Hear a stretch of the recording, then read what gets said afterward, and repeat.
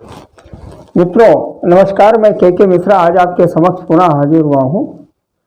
जैसा कि आप लोगों को मालूम है कि हम अपने इस चैनल के माध्यम से ज्योतिष में कुछ विशेष बातों पर चर्चा करते रहते हैं। इसी श्रृंखला के अंतर्गत हमने पंच महापुरुष योगों की बात की है।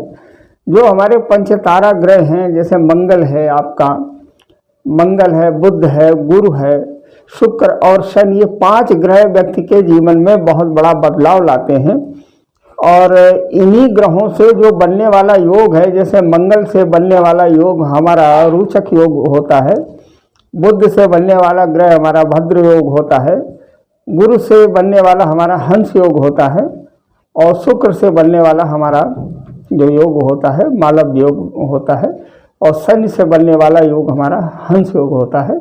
तो इसके पहले वाले वीडियो में हमने मंगल ग्रह की बात की थी कि मंगल ग्रह से बनने वाला योग बनेगा रोचक योग। तो रोचक योग के व्यक्ति कैसे होते हैं, इनका नेचर कैसा होता है, इनका शरीर कैसा होता है, इनका आचरण कैसा होता है, और इनकी त्वचा का रंग कैसा होता है, जीवन में कितनी ये उन्नति करते हैं, इसके बारे में हमने चर्चा की थी। लेकिन वीडियो बड़ा हो रहा था, इसके कारण से हम आगे नहीं बढ़ा पाए, और बल्कि इस बात की घोषणा भी की थी कि अगले वीडियो में हम बात करेंगे कि बुध से बनने वाले ग्रह की और गुरु से बनने वाले ग्रह की, माने भद्र योग की बात करेंगे, और बात करेंगे शश योग की। तो मित्रों बात करते हैं भद्र योग के। सबसे पहले योग आप ये जो समझ लीजिए कि ये जो योग बनते हैं, ये योग केंद्र में ही बनते हैं। अगर बुध, जैसे अगर मैं भद्र योग की बात करूंगा तो बुध अगर स्वराशि है, उच्च राशि है, या त्रिकोण मतलब अपनी स्वराशि में है और केंद्र स्थान में है। केंद्र स्थान हमारे 4 होते हैं, पहला, प्रथम, चतुर्थ, सप्तम और आपका दशम, ये 4 स्थान होते हैं। अगर इन 4 स्थानों में बुध स्वराशि है, मूल त्रिकोण राशि में, उच्च राशि में अगर है तो भद्र योग बनता है। और भद्र योग कुछ विशेष राशियों में ही बनता है, इसके बारे में हम बात करेंगे। मित्रों आइए हम जानते हैं, जानने का प्रयास करते हैं। और उससे पहले एक आग्रह है आपसे कि हमारे चैनल को लाइक, शेयर और सब्सक्राइब अवश्य करें, ताकि आपके साथ साथ आपके मित्रों को भी इसका लाभ हो। अगर आप लोग चैनल हमारा सब्सक्राइब करेंगे तो हमारा मनोबल भी बढ़ेगा।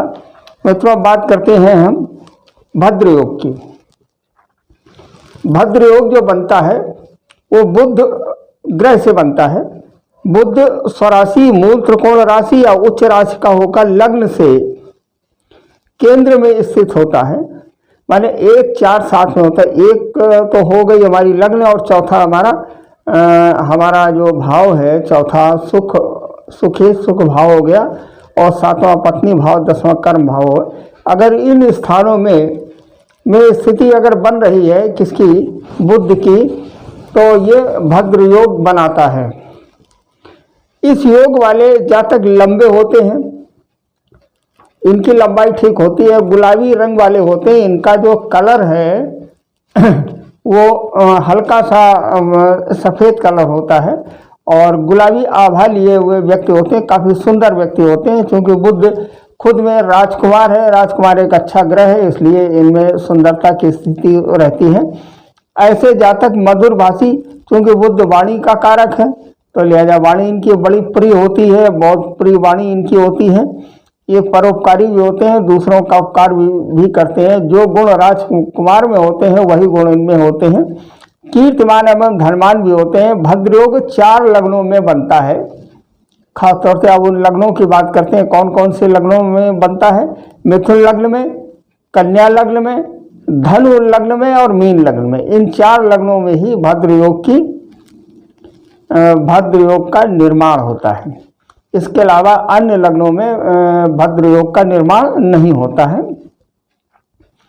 मित्रों जैसा कि हमने अपने टाइटल में लिखा था, थंबनेल में ये लिखा था कि रत्न कौन से पहनने चाहिए भद्र योग वालों को, किन लग्नों को कौन सा रत्न पहनना चाहिए अथवा रत्न नहीं पहनना चाहिए, इसके बारे में हमने बात की थी। तो आइए अब एक एक राशि को लेते हैं कि जो हमने 4 राशियां बताई हैं कि जिनमें भद्र योग बनता है मिथुन, कन्या, धन और मीन में। तो सबसे पहले मिथुन राशि की बात करते हैं, मिथुन लग्न की बात करते हैं। देखिए हमारा ये जो योग है ये लग्न से आप ले लें, लग्न से मान करके चलें। मिथुन लग्न में बुध लग्नेश होता है और छठे स्थान का स्वामी और चौथे स्थान का स्वामी होता है, माफ कीजिएगा। चौथा स्थान सुख का स्थान है, इन दोनों स्थान का स्वामी होता है। इस लग्न में जातक को आजीवन बुध रत्न पन्ना धारण करना चाहिए। ये एक निर्देश है शास्त्रों में कि अगर भद्र योग मिथुन लग्न में बन रहा है, बुध अगर केंद्र में है तो आजीवन पन्ना इनको धारण करके रखना चाहिए। पन्ने से ही इन्हें अपने जीवन की शुरुआत करनी चाहिए। ये 4 साल बाद पन्ना बदलें या पन्ना टूट जाए, खराब हो जाए, कुछ भी हो जाए तो ये बदल लें और दूसरा पन्ना ये बनवा ले। पन्ना चांदी में ही पहना जाता है। अब अगले लग्न की हमने बात की थी, कन्या लग्न की। कन्या लग्न का स्वामी भी बुध होता है, जैसा कि मिथुन लग्न का स्वामी बुध होता है उस तरह से कन्या लग्न का भी स्वामी बुध होता है। कन्या लग्न में बुध लग्नेश एवं दशमेश होता है। बस अंतर इतना है कि मिथुन लग्न में लग्नेश और चतुर्थेश होता है और इसमें लग्नेश है, और कन्या लग्न में लग्नेश और दशमेश होता है। दशमेश माने दशम स्थान का स्वामी और लग्नेश माने लग्न स्थान का स्वामी बुध होता है। अगर ये भद्र योग का निर्माण कर रहा है दशम स्थान में, माने 10वें स्थान में अगर मान लीजिए भद्र योग का निर्माण माने बुध स्वराशि होकर के बैठ रहा है, तो इस लग्न वाले जातक को जीवन पर्यंत बुध रत्न पन्ना धारण करना अति उत्तम रहेगा। अति उत्तम क्या, बहुत ज़्यादा उत्तम रहेगा। तो चूंकि कर्म स्थान में बुध है तो लिहाजा इन्हें जो है रत्न पहनना चाहिए। अब धनु लग्न की बात करते हैं। मैंने जैसा कि बताया था कि भद्र योग कुछ विशेष लग्नों में होता है, उसमें से तीसरी लग्न ये है। धनु लग्न में बुध सप्तमें 7वें स्थान का स्वामी वह दशमेश होता है। सप्तम या दशम भाव में भद्र योग का निर्माण करता है। यदि इस स्थिति में बुध केंद्राधिपति दोष से पीड़ित होता है। देखिए एक दोष है केंद्राधिपति दोष। पारसर सिद्धांत में एक केंद्राधिपति दोष मिलता है कि माने जब एक ग्रह की दोनों ही लग्नें केंद्र में पड़ जाएं और वो ग्रह स्वयं से केंद्र में हो तो उस ग्रह को दोष लगता है केंद्राधिपति दोष। और केंद्राधिपति जब दोष लगता है तो वो ग्रह अच्छा काम नहीं करता है। तो यही हाल धनु लग्न में है, तो इन्हें केंद्राधिपति दोष से पीड़ित होता है ये धनु लग्न। तो इसमें पन्ना नहीं पहनना चाहिए, पन्ना के लिए मना है, पन्ना बिल्कुल भी ना पहने। लेकिन एक अपवाद है, अगर दशा अंतर दशा चल रही हो तो इन्हें तो ये पन्ना पहन सकते हैं। यदि भद्र योग का निर्माण सप्तम भाव में बन रहा हो तो बुध रत्न बिल्कुल भी धारण नहीं करना चाहिए, क्योंकि 7वां स्थान मार्केश स्थान पत्नी का स्थान है, बिल्कुल भी नहीं पहनना चाहिए। ऐसी स्थिति में 4 मुखी रुद्राक्ष धारण करें, क्योंकि 7वें स्थान ये वैवाहिक स्थान है, तो इनको ये चाहिए कि 4 मुखी रुद्राक्ष ये पहन लें, तो जिससे इनका वैवाहिक जीवन बचा रहेगा और किसी भी प्रकार की कोई भी परेशानी नहीं होगी। तो ये बात हो गई धनु लग्न की। अब बात करते हैं मीन लग्न की। मीन लग्न में बुध सुखेश, सुखेश माने चौथे स्थान, लग्न से चौथा स्थान सुखेश स्थान कहलाता है। वह सप्तमेश 7वां स्थान पत्नी का स्थान कहलाता है। चतुर्थ या सप्तम भाव में भद्र योग का निर्माण बनता है, माने या तो चौथे स्थान में बनेगा या तो माने इसमें या 7वें स्थान में बनेगा। भद्र योग का अगर निर्माण करता है तो इसमें भी केंद्राधिपति दोष का निर्माण होता है। तो केंद्राधिपति दोष इसमें भी मिलता है। कभी एक वीडियो बना देंगे कि किन किन लग्नों में केंद्राधिपति दोष लगता है, केंद्राधिपति दोष का कारण क्या है, कि केंद्राधिपति दोष जो है किन किन लग्नों में होता है। तो केंद्राधिपति दोष का निर्माण होता है यदि सप्तम स्थान पर भद्र योग का निर्माण हो रहा हो, माने अगर बुध की स्थिति 7वें स्थान पर हो तो पन्ना धारण नहीं करना चाहिए, क्योंकि सातवां स्थान मार्केश स्थान है। अगर सातवें स्थान में पन्ना की स्थिति बन रही है, एक तो केंद्राधिपति दोष से पीड़ित है, और सातवें स्थान में अगर पन्ना स्थित है, अगर पहन लेंगे तो वैवाहिक जीवन खराब हो जाएगा। तो ऐसे में क्या करना चाहिए कि अगर इनकी दशा और अंतरदशा चल रही हो तो इन्हें पन्ना पहन लेना चाहिए। ये एक अपवाद है कि अगर दशा और अंतरदशा चल रही हो तो पन्ना का धारण कर लें। अब बात करते हैं गुरु से बनने वाला जो योग है, वो हंस योग की बात करते हैं। ये हंस योग का तो बड़ा नाम है, हर आचार्य यही बात कहता है कि देखो हंस योग बना है, लेकिन हंस योग भंग भी होता है, किन किन परिस्थितियों होता है इसके बारे में हम बाद में बताएंगे कि हंस योग गुरु से बनता है। जब गुरु स्वराशि मूल त्रिकोण राशि का होकर उच्च लग्न में केंद्र में स्थित होता है लग्न से, ठीक है ना, तो हंस योग का निर्माण होता है। इस राजयोग में जन्म लेने वाला जातक हंस के समान नीरक्षीर विवेकी होता है, जैसा कि इसका नाम है।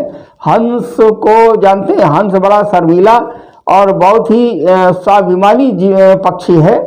तो उसी तरह से हंस योग अगर बनता है, इसीलिए इसका नाम रखा गया है। तो इस तरीके मतलब इस हंस योग वाले जातक बहुत ही विवेकी बुद्धिमान होते हैं और पैसे वाले भी होते हैं और धनी भी होते हैं, और इनकी जो मान्यता होती है बिल्कुल राजाओं के तरीके से इन्हें सम्मान मिलता है। अच्छी स्त्री इन्हें मिलती है। दूरदर्शी सोच वाले होते हैं कि 5 साल बाद क्या होने वाला है, ये इसे सोच लेते हैं। ये योग जो है कुल 8 लग्नों में बनता है। वो लग्न कौन कौन सी हैं? मेष, मिथुन, कर्क, कन्या, तुला, धनु, मकर, मीन। इन लग्नों में ही हंस योग बनता है। मित्रों, एक बार फिर से हम जो है बता देते हैं, चाहे तो आप लोग हमारे इस वीडियो को डाउनलोड कर लें। मेष, मिथुन, कर्क, कन्या, तुला, धनु, मकर और मीन में ही बनता है। अब बात करते हैं रत्नों की कि इन लग्नों में, इन 8 लग्नों में किन लग्न वालों को रत्न पहनना चाहिए, किन को नहीं पहनना चाहिए, इसके बारे में बात कर लेते हैं। मेष लग्न वालों की बात कर लेते हैं। मेष लग्न में गुरु भाग्येश एवं व्ययेश है, माने भाग्य स्थान का स्वामी भी है और 12वें स्थान का स्वामी भी है। भाग्येश और व्ययेश भी है। अगर चौथे स्थान में हंस योग का निर्माण कर रहा है, माने चौथे स्थान में कर्क राशि पड़ेगी जो उसकी उच्च राशि है, अगर उसका निर्माण कर रहा है, अतः गुरु रत्न पुखराज आजीवन धारण कर सकता है। तो ऐसा व्यक्ति गुरु का रत्न हरदम पहन सकता है। लेकिन शर्त यह है कि चौथे स्थान में गुरु होना चाहिए, तो केंद्रापति दोष नहीं लगेगा, क्योंकि इनकी दोनों राशियां अलग अलग हैं, केंद्र में नहीं है। अब बात करते हैं मिथुन लग्न में। मिथुन लग्न में गुरु सप्तमें 7वें स्थान का स्वामी और 10वें स्थान का स्वामी है होकर सप्तम या 10वें भाव में हंस योग का निर्माण करता है। तो या तो 7वें स्थान में गुरु होगा या 10वें स्थान में गुरु होगा। तो इस स्थिति में गुरु को केंद्राधिपत दोष लगता है। तब क्या करना चाहिए? अतः गुरु सप्तमस्थ हो, गुरु अगर 7वें स्थान में हो तो पुखराज रत्न से दूर ही रहना चाहिए। 10 किलोमीटर दूर रहें पुखराज से, और साथ में पीले वस्त्र भी ना पहने। लेकिन लोग ये कहने लगते हैं कि अरे गुरु तो स्वराशि है, केंद्र में है और पत्नी स्थान का स्वामी है, क्या करो इसे पुखराज पहन लो, उल्टी गंगा बहा देते हैं। लेकिन नहीं करना चाहिए। लेकिन अगर गुरु दसमस्थ हो, 10वें स्थान में हो, तो गुरु की दशा अंतरदशा में पुखराज धारण किया जा सकता है। ये एक अपवाद है। अगर गुरु की स्थिति 10वें स्थान में हो, 10वें स्थान में अगर हो तो इनकी मीन राशि पड़ेगी, तो इसमें जो है इन्हें पहन लेना चाहिए। मित्रों, वीडियो बड़ा हो रहा है लेकिन फिर भी हम इसे समाप्त कर देंगे। अब बात करते हैं कर्क लग्न की। कर्क लग्न का स्वामी चंद्रमा है, इसे 4 नंबर से लिखा जाता है। इसमें गुरु षष्ठेश एवं नवमेश होकर लग्न में ही हंस योग का अगर निर्माण करता है तो इस स्थिति में फल बहुत ही उत्कृष्ट प्राप्त होते हैं, बहुत ही अच्छे फल मिलते हैं। अतः कर्क लग्न वाले जातकों को गुरु रत्न पुखराज आजीवन पहनना चाहिए। उसके पीछे कारण है कि कर्क गुरु की उच्च राशि भी है। अब बात करते हैं कन्या लग्न की। कन्या लग्न में गुरु सुखेश बने चौथे स्थान का स्वामी, वह सप्तवें सातवें स्थान का स्वामी होकर चौथे या सातवें स्थान में हंस योग का निर्माण करता, माने गुरु की स्थिति अगर चौथे या सातवें स्थान में है तो केंद्राधिपत दोष के अंतर्गत गुरु का रत्न पुखराज केवल गुरु की दशा अंतर दशा में ही पहना जा सकता है। अगर केंद्राधिपत दोष बन रहा है तो गुरु की दशा और अंतर दशा में ही रत्न का को हम पहन सकते हैं, पुखराज को पहन सकते हैं। यदि गुरु इस स्थिति में सप्तम भाव में हो या योग बना रहा हो तो फिर इस रत्न से बिल्कुल दूर ही रहना चाहिए। फिर दशा और अंतर दशा में भी इस रत्न को नहीं पहनना चाहिए। मित्रों, हमारी एक एक बात बहुत मायने रखती है, तो इस वजह से आप लोग इसको बहुत ही ध्यान से सुने और अंत तक इस वीडियो को देखें। अब बात करते हैं तुला लग्न की। तुला लग्न में गुरु तृतीय तीसरे स्थान का स्वामी एवं षष्ठे छठे स्थान का स्वामी होकर का दसम भाव में हंस योग का निर्माण करता, माने अगर गुरु की स्थिति 10वें स्थान में है तो अशुभ भावों का स्वामी होने के कारण इस लग्न वाले जातकों को पुखराज नहीं पहनना चाहिए। अशुभ भाव कौन कौन से होते हैं? तीसरा और छठा, 3, 6, 11 ये त्रिशदाय आते हैं। त्रिशदाय भाव उनको कहा गया है, तो पुखराज बिल्कुल नहीं पहनना चाहिए। तब क्या करना चाहिए? तब पंचमुखी रुद्राक्ष धारण करना चाहिए। तो रुद्राक्ष एक पंचमुखी रुद्राक्ष एक गले में धारण कर ले सोमवार को, बस इसी से ही लाभ हो जाएगा। अब बात करते हैं मकर राशि की। मकर राशि को 10 नंबर से लिखते हैं, जिनका स्वामी शनि है। मकर लग्न में गुरु तीसरे स्थान एवं द्वादशे 12वें स्थान का स्वामी होकर अगर 7वें स्थान में हंस योग का निर्माण करता है तो अशुभ भाव वेश होने के कारण इस स्थिति में पुखराज पहनने की सलाह हम बिल्कुल भी नहीं देते हैं। अगर 7वें स्थान में गुरु है तो मकर लग्न वालों के लिए चाहिए ये कि पुखराज का धारण बिल्कुल भी न करें। बात करते हैं मीन राशि की। मीन राशि का स्वामी ही गुरु है, तो मीन राशि में गुरु लग्नेश, माने हमने आपसे क्या कहा कि मीन राशि का स्वामी गुरु माने लग्नेश है, वह 10वें से और 10वें स्थान का स्वामी है। लग्न एवं 10वें स्थान में हंस योग का निर्माण अगर करता है, वस्तुतः पुखराज धारण करना विशेष रूप से कल्याणकारी है। तो मीन लग्न वालों के लिए ये बहुत ही बढ़िया रत्न है। जिन लोगों की मीन लग्न है तो उन लोगों को पुखराज का धारण करना चाहिए। मित्रों, ये पंच महापुरुष योगों में हमने सोचा ये कि पंच महापुरुष योग तो आप लोग जानते हैं और तमाम यूट्यूब पर वीडियो लोग जो डाल रहे हैं, पंच महापुरुष योग बन रहा है और ये हो रहा है वो हो रहा है, तो हमने कहा पंच महापुरुष योगों में कौन सा रत्न धारण करना चाहिए। देखिए, इसमें बड़े बड़े अपवाद मैंने बताए हैं। इस पूरे वीडियो को ध्यान से सुने और अंत तक आप इसे देखें, तभी समझ में आएगा कि मेष वालों को, वृष वालों को, मिथुन वालों को, कर्क वालों को, सिंह, कन्या, तुला, वृश्चिक, धनु और मकर, अगर इनमें से कोई एक योग बन रहा है, चाहे रोचक हो, चाहे भद्र योग हो, चाहे शश योग हो या मालव योग हो, ये अगर योग बन रहा है तो इनमें से रत्न पहनना चाहिए कि नहीं पहनना। तो आज हमने 2 योगों की बात की। अब इसके बाद में बचे हुए 2 योगों की बात हम करेंगे। मालव योग की बात करेंगे और शश योग की बात करेंगे। अभी तक हमने आपको रोचक योग बताया, भद्र योग बताया और हंस योग बताया। अब बात करेंगे अपने अगले वीडियो में हम बात करेंगे मालव योग की और शश योग की। मालव योग शुक्र से बनने वाला योग है और शश योग शनि से बनने वाला योग है। इनके बारे में हम चर्चा करेंगे और इसके साथ ही हम अपने इस वीडियो को समाप्त करते हैं और हमारे आपसे ये आग्रह करते हैं कि इस चैनल को लाइक, शेयर और सब्सक्राइब अवश्य करें। धन्यवाद, नमस्कार, जय श्री राम।